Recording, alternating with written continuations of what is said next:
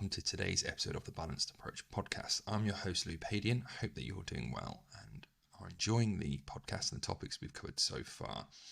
These podcasts are released every Monday, Wednesday and Friday, so be sure to subscribe wherever you are listening to be kept up to date. So today we are going to be covering fat burners and what are the fact and fiction around whether they work, whether they're worth money, what I know and what I've experienced with in the past. Previously, so I have a master's in nutrition, I've looked into this and read the research, but I also used to work in a very well-known health and supplement store in the UK, and we sold many sort of fat burner products. And when I'm talking about fat burners, I want to separate fat burners with the ones that you might see as fat metabolizers and things like that. I'm not talking about liraglutide or semaglutide.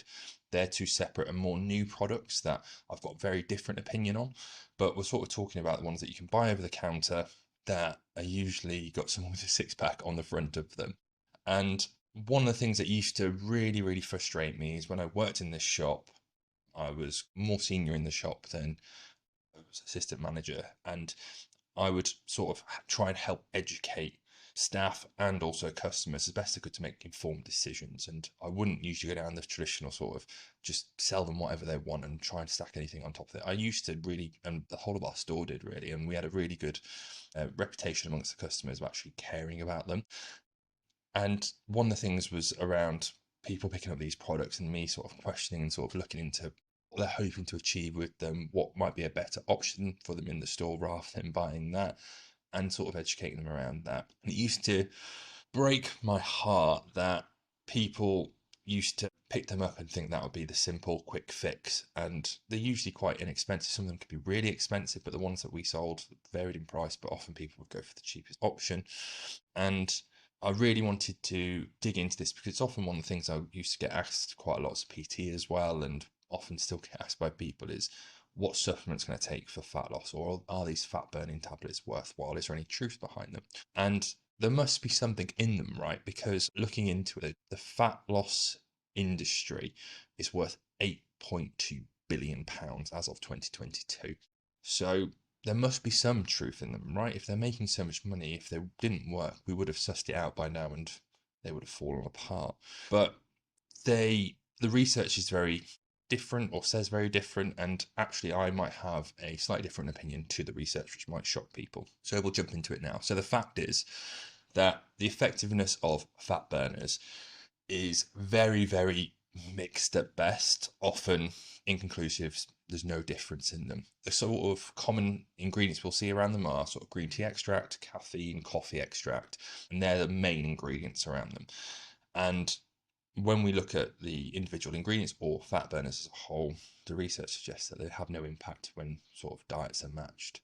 The most common ingredient is often caffeine, and that can help in a way with fat loss because people feel less tired. It stops you feeling tired. It doesn't give you energy. There's a slight difference in that terminology. It stops you feeling less tired. And when you're dieting, you're going to be reducing energy. You're probably going to be feeling a bit more fatigued than usual. So that little boost of caffeine can help you be more active and, as we know, help shift that energy balance equation in our favour a little bit more. It can also have a slight diuretic effect for people as well, which means that people might lose water a lot quicker. So in the short term, it actually might have an impact on the scale weight as well. But long term, that doesn't seem to have any meaningful impact. So a 2016 study found that fat burning supplements contained caffeine, green tea extract were no more effective than promoting weight loss than a placebo. So when we talk about placebo, we're talking about giving people the same, what looks like the same pill, but actually has ingredients in there that have no impact, to sort of like a maltodextrin or just a powder that has no calories or anything like that to influence the energy intake. But again, giving people an impression that they are taking one, but they're actually not. So comparing those results takes away the impact of people going, well, I'm not taking a supplement, so I'm not going to get any benefits. So therefore, all my habits and behavior is going to fall in line with that. And when both people think they're both getting fat burning supplements, they both buy into the fact that, okay, it should have the same impact on behavior and therefore make it equal. And therefore, the only difference should be the actual ingredients within the tablet. So when we're looking at it, the research massively suggests that there's no benefit to taking them.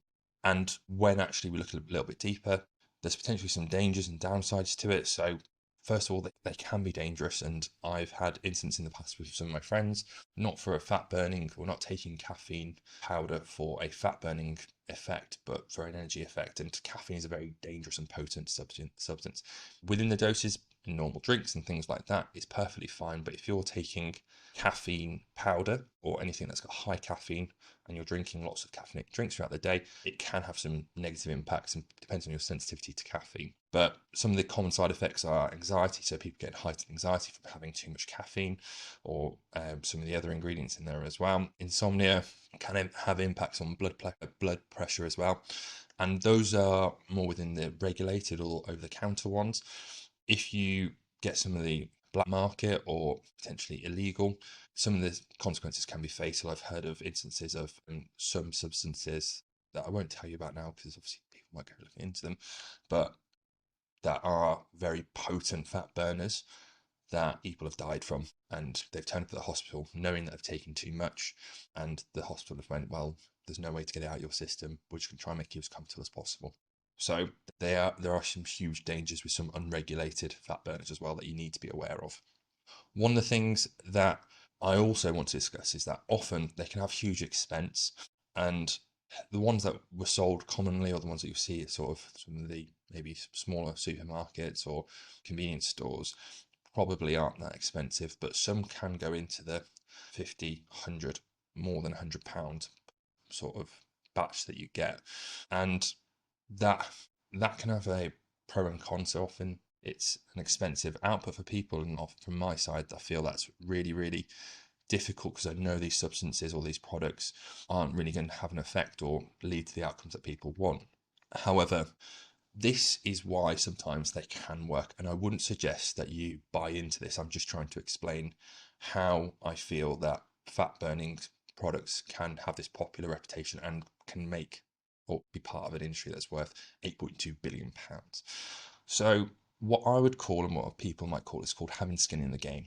And people who financially invest in things tend to buy into the effort and the work required to get the outcome that they're wanting. So people might spend more on a PT, they might spend more on a gym membership, and the more that they spend, they tend to act more in line with it. So it hurts them a bit more if they don't. And people are financially invested, and therefore more likely to make it happen in the long term. So if someone comes into a store and buys some fat burning supplements, it may be more beneficial, even though the products will probably have no impact on their fat loss, for them to buy a more expensive version, because they are more financially invested and therefore more likely to do other things regarding being stricter with their diet and being more active than people just spending a couple of quid on a fat burning product. And one of the things actually that I've brushed over that I didn't mention earlier on is a lot of these products, when you look at the fine print, will actually say must be consumed alongside an energy restricted diet or calorie deficit. Basically, these products piggyback on the back of a calorie deficit, which we know is the main drive behind energy balance anyway. They are not going to increase the amount of calorie deficit, because they can't impact the energy intake and output that you're getting. You might get some that have appetite suppressing effects, but there's not many of those about, and that's potentially another subject we need to discuss. But one of the things that often can get people to feel that these are working is because they financially invest in these products. They tend to be a bit more stringent with their diet, their activity, their exercise, monitoring their energy or their weight outcomes, and actually lead to better outcomes. So on the back of fat burners, this effect can be more powerful enough that people believe that these products work. So if you surveyed people who struggle with their weight, who have tried to lose weight in the past, myself included, out of 100 people who you probably asked them if they tried weight loss tablets or fat burners, you probably get a huge amount of people saying yes. But if 5 people within that 100 actually lost weight because they bought into it, because they put more focus into their diet and exercise, then because of that skin in the game, that's motivated them to obviously buy into their weight loss strategy long term. Then they might attribute that weight loss to that supplement. And out of, say, the 95 people who have tried those products who didn't get any results long term, probably would never speak about them. But the people who have got the results long term and attributed their weight loss to that product would rave about it. And this is potentially why I feel that the narrative behind weight loss products is so strong, that actually a small minority of people are getting good results because of the effort, work they've put in, a genetic factor potentially in there as well. And they're attributing some of their progress to these supplements. And we see this all the time with weight loss coaches on social media, that you'll probably see a slim amount of people who get really phenomenal results, and they'll market those products, but actually the 95-99% of people who've tried their program who didn't get phenomenal results will feel let down. They'll blame themselves for it, when actually it wasn't their fault that they failed. It's the overall product has failed, the vast majority. However, the success of a few people has made it appear that that product is successful. So that's something to be aware of when it comes to it. If people are shouting about fat burning products or fat loss products, fat metabolizers, one, the legal ones have shown to be ineffective. The ingredients in them aren't effective or aren't conclusive at this moment in time, at least anyway, and they are thoroughly researched. Potentially some of the more potent ones that are illegal, there's huge dangers potentially associated with them. So again, be very careful, and I would advise not going against it. Obviously, there's things that we talk about regularly around calorie deficits, being sustainable with your approach. All these things have a huge impact and can have a meaningful impact on your weight loss, and are more difficult, but are definitely worthwhile buying into. So this sort of narrative around you need these supplements, these things will make a huge difference. They may do, but it'll only be psychological, only because you're investing more skin in the game. If you're spending lots and lots of money on products and supplements, on a coach, and people getting good results because of that, it's often because they've actually found the motivation to do it, because the financial cost of it is almost like the sunk cost fallacy, where people are so financially invested, they'll continue to be invested in it because they don't want to waste all that money. That's potentially the main driver behind the success, and that is what I potentially see, and what I've seen in the past, where people have bought these products and said, this one supplement has caused me to lose weight. Actually, that's probably not the case. So in conclusion, fat burners, at least the legal ones at least, have little to no evidence to support their efficacy, and are just piggybacking on people who are managing their diet a bit better, being a bit more active, and essentially creating a calorie deficit themselves.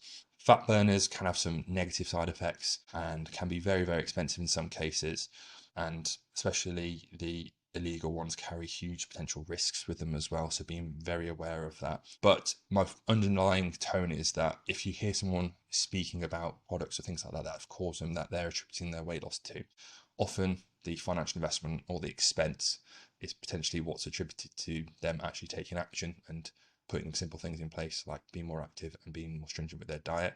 So that is probably not a great thing from my perspective, but often that's what we can see in the evidence, or what I've seen working with people or dealing or talking to people, is the case behind people putting that fat burners can actually work long term.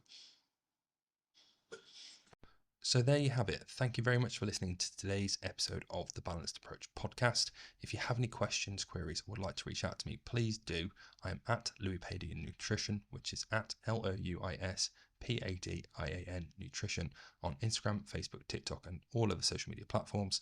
If you're looking for support in achieving your goals and living a healthier, happier, and more balanced life in the process, click the link below and inquire about working with me. Remember to subscribe to the Balanced Approach podcast wherever you're listening for more insightful episodes, and I look forward to speaking to you soon.